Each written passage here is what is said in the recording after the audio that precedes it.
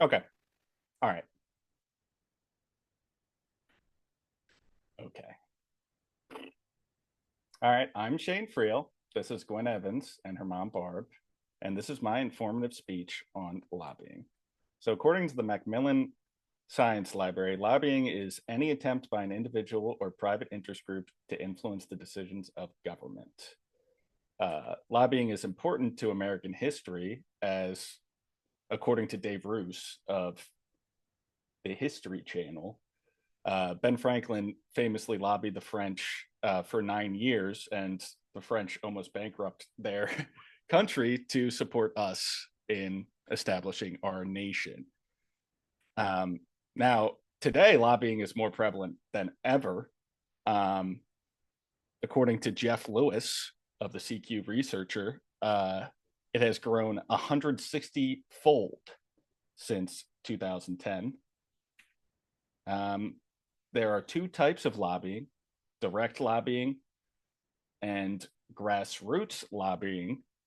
Direct lobbying is the kind we see done by big businesses, whereas like nonprofits and unions normally are grassroots. And that's from governmentfacts.org. Now, who lobbies?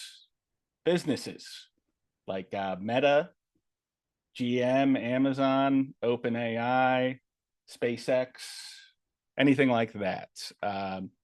Nonprofits like the NCAA and the American Red Cross, if you can believe the NCAA is a nonprofit. Uh, they lobby the government to take legislative action. Um, Labor unions and trade associations, for example, the National Association of Realtors donated more money than anybody last election. Um, and politicians and other governments, like famously, if you remember Zelensky meeting Trump, or Benjamin Netanyahu talking about Saddam before Congress. The pros and cons of lobbying.